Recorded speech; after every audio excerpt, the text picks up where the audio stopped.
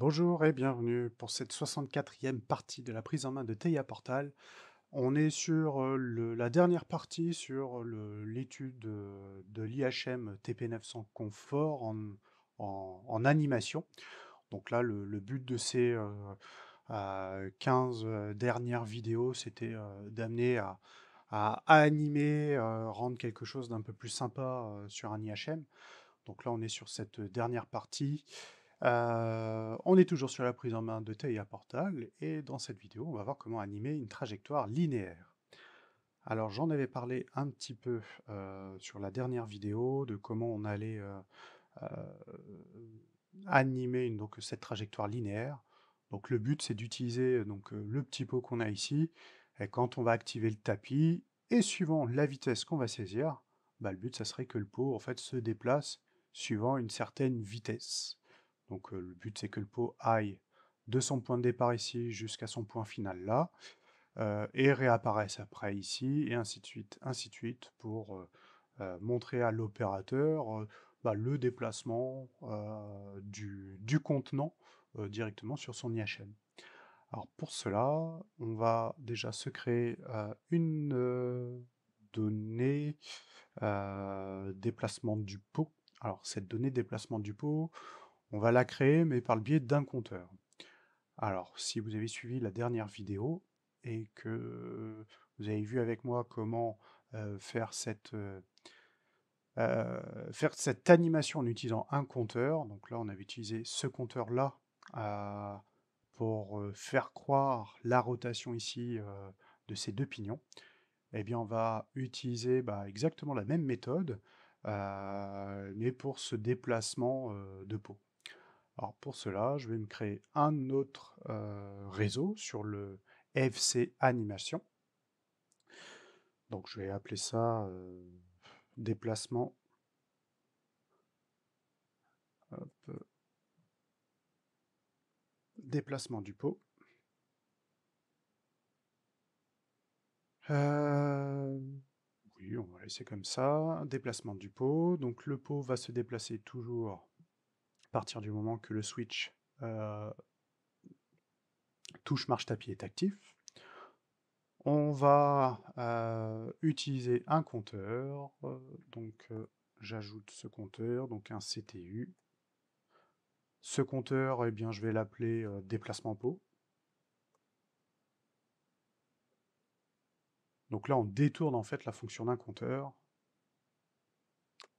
pour pouvoir réaliser nos animations. Ici, je vais utiliser donc la donnée déplacement pot, la donnée déplacement pot QU. Voilà, donc là pour l'instant, ça n'est qu'un copier-coller de ce que j'avais déjà fait précédemment. Et là, sa valeur finale, c'est 100. Vous allez comprendre aussi après pourquoi. 100, en fait, là, je reste sur le pourcentage, parce que sur la vue ici HM, ici on démarre à 0, et arrivé ici, on sera arrivé à 100% de sa trajectoire.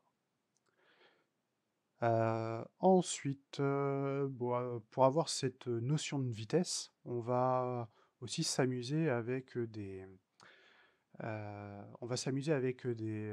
bits de cadence, par exemple le dHz. Le dHz étant le maxi proposé par TIA Portal.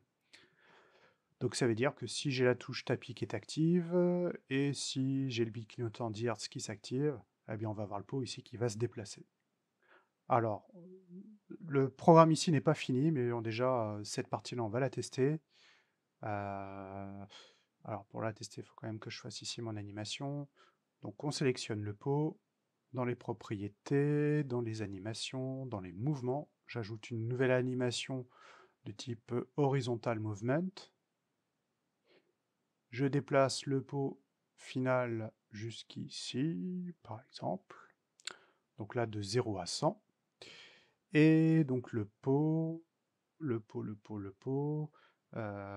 vais aussi lui attribuer la variable. Alors je suis en train de chercher, ok.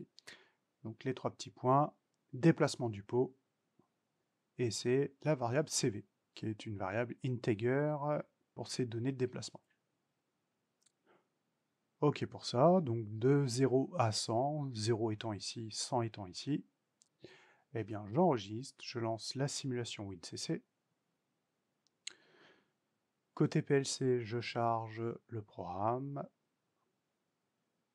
Je fais charger, je termine. Et on va tester cela. Je vais mettre en animation ici. Ok, je mets les petites lunettes.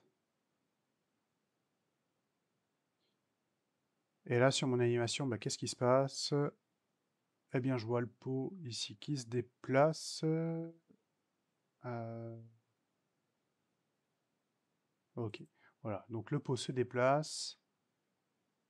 On voit ici le clignotement de cadence, sauf que je trouve que ça saccade beaucoup. Alors pourquoi? Parce que j'ai oublié un truc. J'ai oublié de régler le cycle d'acquisition sur les variables IHM. Mais bon, déjà, on voit que le pot ici se déplace parce que le switch est actif et parce que le bit de cadence est actif. Voilà, si le switch n'est plus actif, le pot s'arrête. Ok, donc ça déjà, ça fonctionne. Alors, pour éviter tout désagrément d'affichage, eh bien, je vais aller sur les variables IHM et je vais régler déjà la vitesse d'affichage. Hop, comme quoi c'est assez important. Cette vitesse, elle est là. Donc, le déplacement du pot CV. Là, je mets 100 millisecondes. Ça sera bien mieux. J'enregistre. Sauf que là, bah, le pot, hein, bon, j'ai pas rechargé la simulation, mais on voit que le pot se déplace sur 10 Hz. 10 Hz étant le maximum de cadence proposé par TIA Portal. On va considérer que c'est 10 Hz.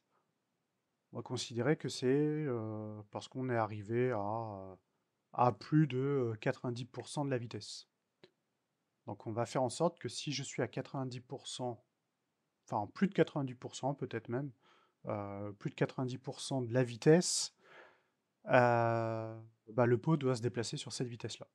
Donc pour ça, côté FC du PLC, et bien ici je vais ajouter un bloc de comparaison, donc supérieur ou égal, de la donnée moteur tapis par rapport à la valeur 90. J'enregistre, je charge dans le programme, je charge la simulation, WinCC,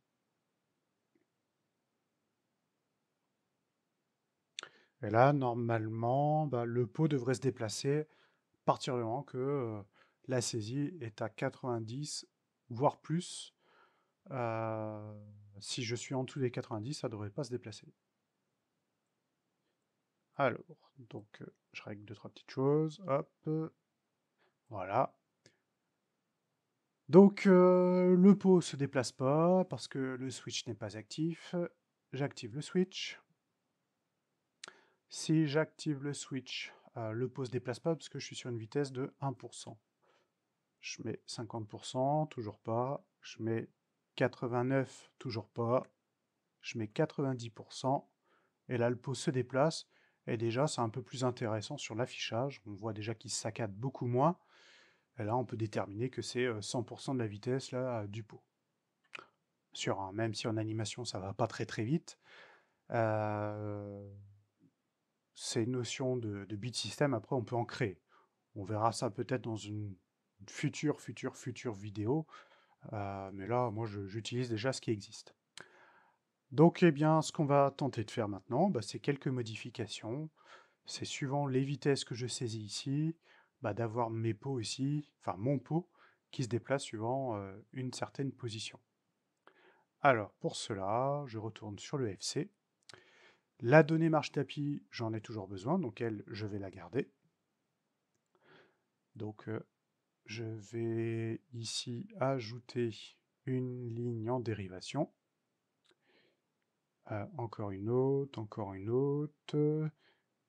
Je vais sélectionner ça déjà. Je vais faire un copier-coller. Et si le moteur du tapis est compris entre 50% et 90%. Donc là, j'ajoute un deuxième élément de comparaison. Donc si je suis égal ou supérieur à 50%, ou si je suis plutôt inférieur à 90%, eh bien, je vais modifier la valeur à 5 Hz. Et je vais la placer ici. On va faire comme ça.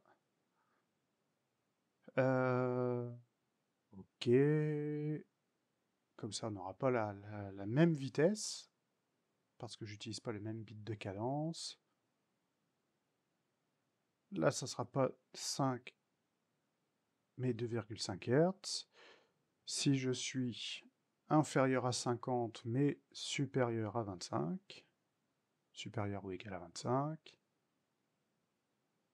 et ensuite, si je suis supérieur, alors plutôt si je suis supérieur à 0 et inférieur à 25, eh bien je vais clignoter sur 1 Hz. Voilà comme ça. Est-ce que j'oublie quelque chose? Non, je ne pense pas. On enregistre, je charge, et on teste cet ensemble.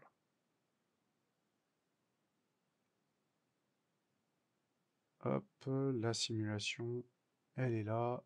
Ok. Donc là, déjà, on voit que ça opère comme souhaité. Donc là, je suis réglé sur 1%. Dans le champ de saisie, c'est 1%. Donc si je suis sur 1%, je suis bien entre 0 et 25. Donc je clignote sur 1 Hz. Maintenant, je vais mettre 26% pour montrer que je suis bien entre 25 et 50. Donc le pot se déplace pas à la même vitesse. Donc je suis bien sur cette ligne-là. Je clignote bien à 2,5 Hz. Maintenant, je vais mettre 60 pour dire que je suis entre 50 et 90. Le pot a augmenté un peu la vitesse. Et maintenant, je suis à 100%. Et le pot augmente une nouvelle fois sa vitesse. Donc voilà pour ça. Je peux toujours sélectionner le pot en fonction de mes choix. Ça marche toujours. En termes d'animation, ça fonctionne. Ok pour ça. Donc là, je pense que ça peut être pas mal. Après, voilà. Le but, c'était aussi de voir toutes les différentes animations qu'on pouvait voir sur un IHM. Je pourrais très bien aussi pousser le vis un petit peu plus loin avec les capteurs. Là, par exemple, si le capteur détecte un pot, on pourrait très bien jouer sur les animations là. Ah oui, alors il y a un petit problème d'affichage. Hop. Voilà, on pourrait très bien aussi faire en sorte que le pot ici en animation s'arrête si la tige de vérin ici est sortie.